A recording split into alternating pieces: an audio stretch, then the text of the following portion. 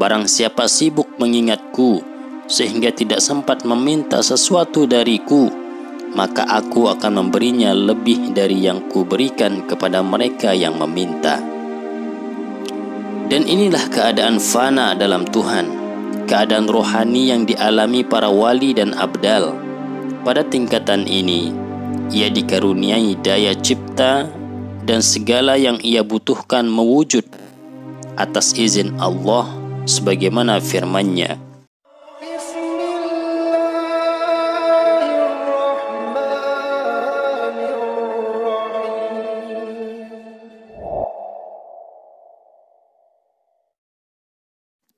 Assalamualaikum warahmatullahi wabarakatuh.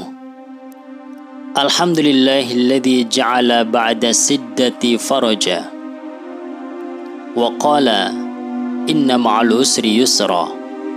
Wassalatu wassalamu ala sayyidina Muhammadin alladzi ja'alahu Allahu lil alamin rahmatan wa bushra.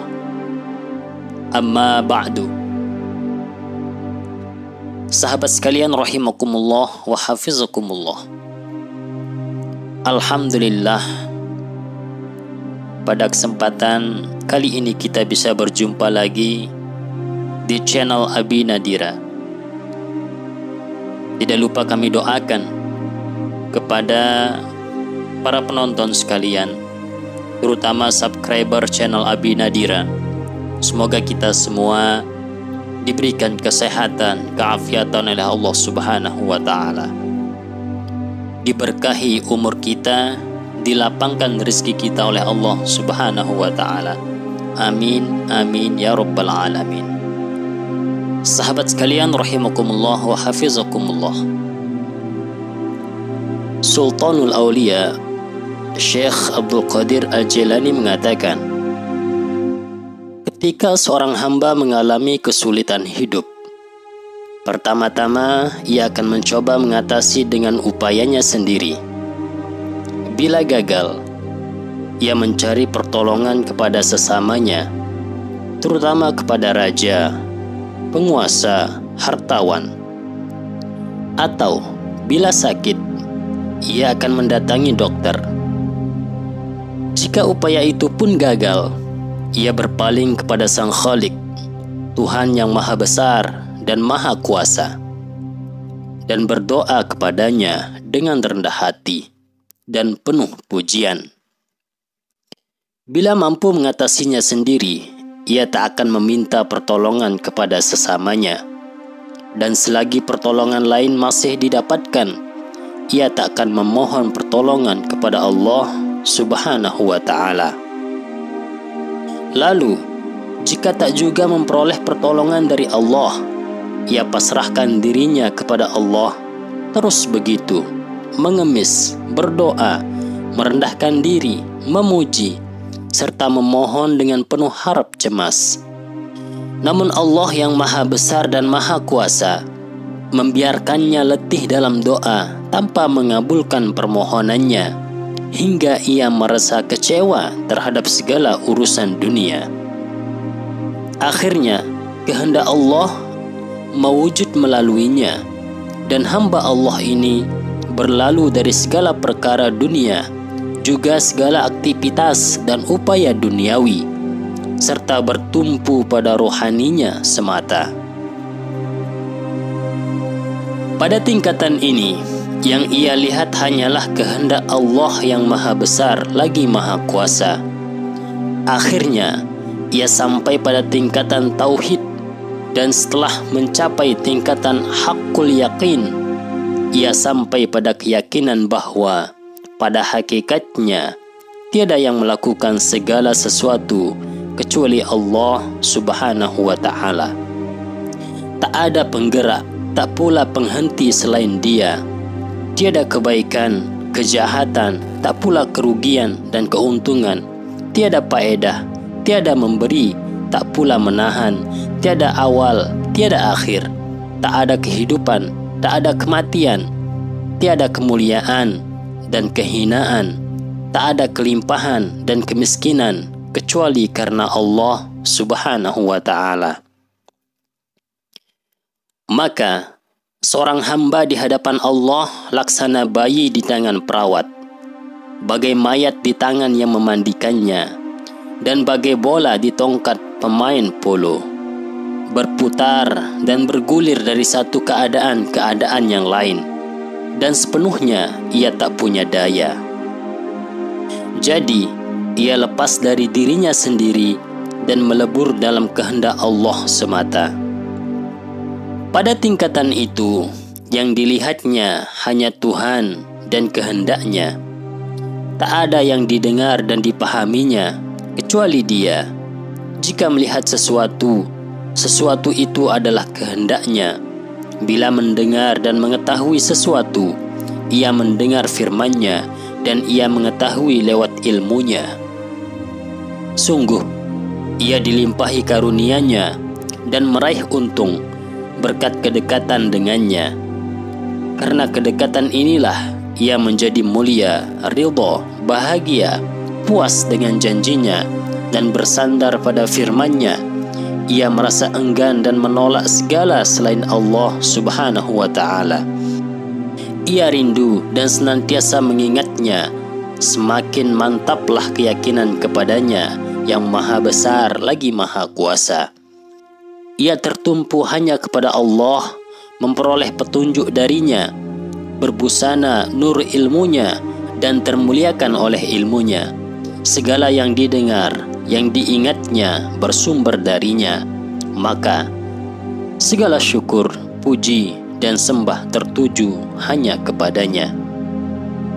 Nabi SAW menuturkan bahwa Allah Subhanahu wa Ta'ala berfirman, "Barang siapa selalu mengingatku sehingga ia tidak sempat meminta kepadaku, maka akan kuberikan kepadanya yang lebih baik daripada yang kuberikan kepada mereka yang meminta." Itu karena jika Allah menghendaki seorang mukmin untuk tujuannya sendiri, maka Dia akan membawanya melalui berbagai keadaan atau ahwal dan tingkatan rohani, serta mengujinya dengan berbagai kesulitan dan musibah. Allah akan membuatnya sedih setelah senang, bahkan membuatnya menderita, hingga nyaris saja ia mengemis kepada orang lain. Namun, Allah menyelamatkannya dari menjadi pengemis saat ia nyaris saja meminjam kepada orang lain. Allah menyelamatkannya dari meminjam dan membuatnya bekerja mencari nafkah dan memberinya kemudahan. Maka ia hidup dengan upaya dan perolehannya. Semua ini selaras dengan sunnah Nabi SAW. Tetapi kemudian Allah membuatnya sulit mendapatkan rezeki dan memerintahkannya lewat ilham untuk meminta kepada manusia. Perintah ini sebenarnya samar dan hanya diketahui si hamba. Allah menjadikan tindak meminta itu sebagai ibadah baginya dan berdosa bila ia meninggalkannya. Tujuan perintah itu adalah agar kebanggaannya sirna dan egonya hancur.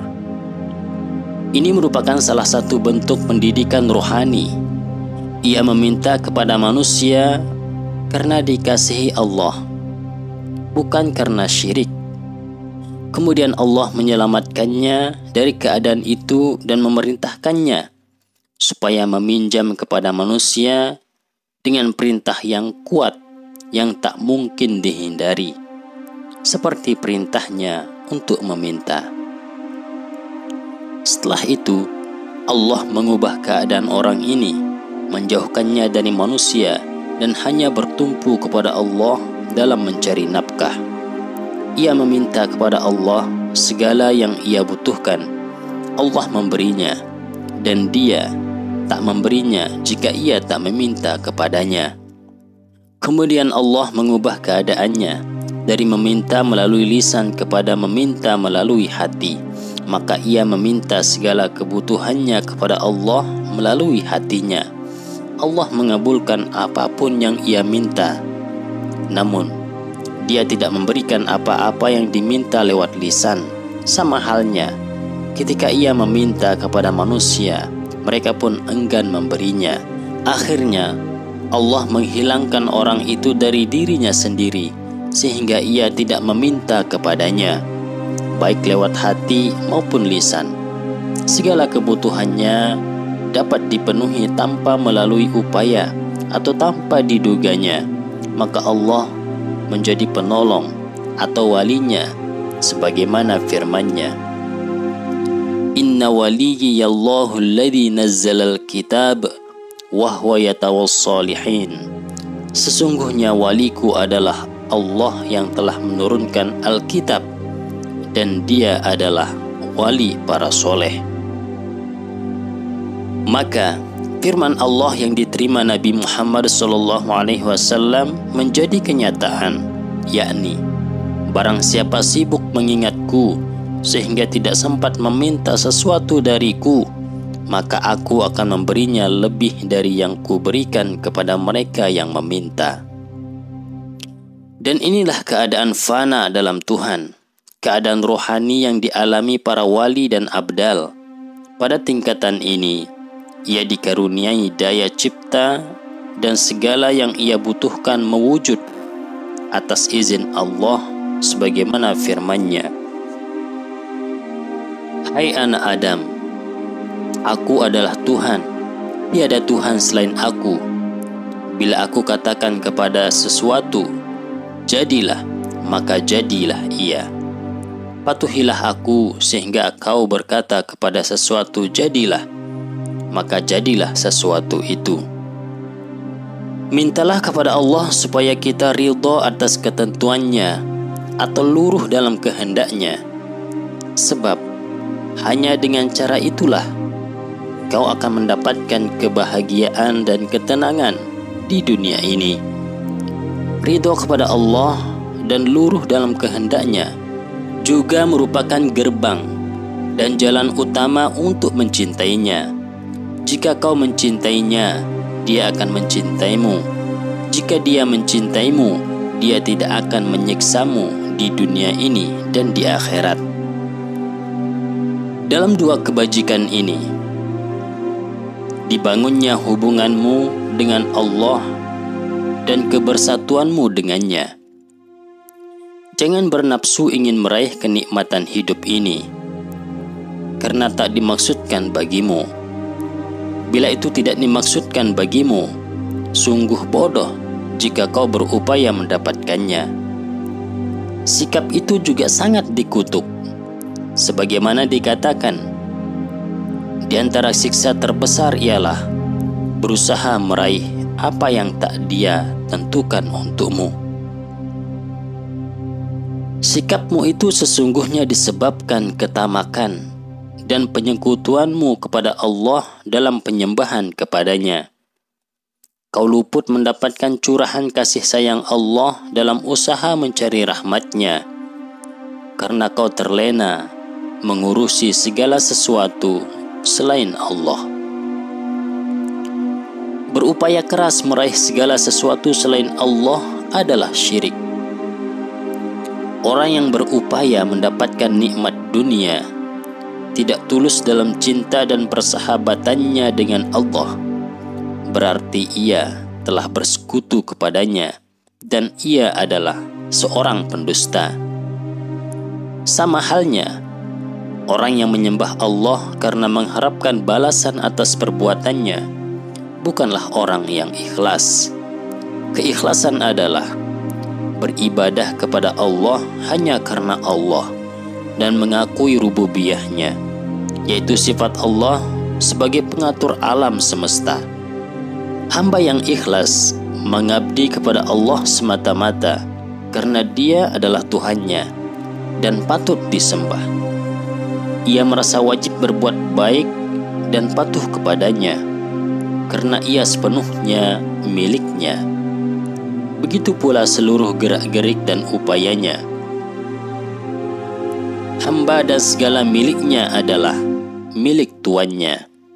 Sebagaimana telah kami nyatakan, semua pengabdian serta rahmat Allah dan karunia-Nya atas hambanya bersumber dari Allah, karena Dialah yang telah memberinya kekuatan untuk bertindak dan melakukan kebaikan.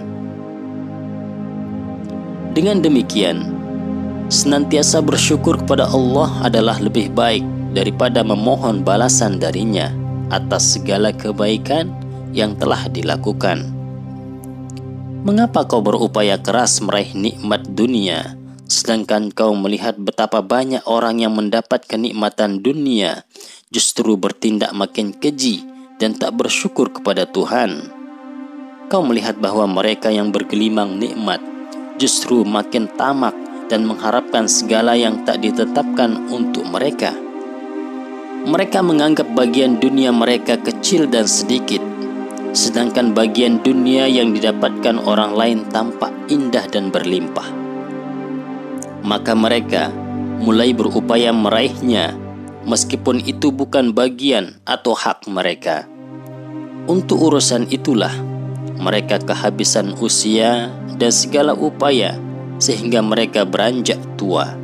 Kekayaan mereka habis, tubuh mereka semakin lemah, dan catatan hidup mereka digelapkan dosa-dosa. Semua itu disebabkan upaya tanpa kenal lelah yang mereka lakukan untuk meraih hak dan bagian orang lain. Mereka gagal mendapatkannya, menjadi miskin dalam kehidupan ini dan di akhirat. Karena itu, mereka berupaya mendapatkan pertolongannya untuk mengabdi kepadanya. Setelah lelah mencari dan berupaya, mereka tak mendapatkan apa-apa, sementara kehidupan duniawi dan ukhrawi mereka terbuang sia-sia. Merekalah seburuk-buruk manusia, paling bodoh, serta paling buruk di sisi lahir dan batinnya. Sebaliknya, hamba yang ikhlas tidak akan mengharapkan apa-apa sebagai balasan atas kebaikan yang dilakukannya. Mereka ridho terhadap semua takdirnya, puas dengan karunia-Nya, dan senantiasa patuh kepadanya. Bagian dunia mendatangi mereka tanpa diupayakan dan dicemaskan. Mereka semakin dekat kepada Allah yang Maha Mulia dan menerima darinya segala yang mereka dambakan. Semoga Allah menjadikan kita orang yang ridho dengan ketentuannya, luruh dalam kehendaknya, dan selalu mendapatkan kekuatan rohani untuk melakukan segala yang dikehendakinya. Amin, amin, ya Rabbal Alamin. Hadanallah wa iyyakum ajma'in. Wassalamualaikum warahmatullahi wabarakatuh.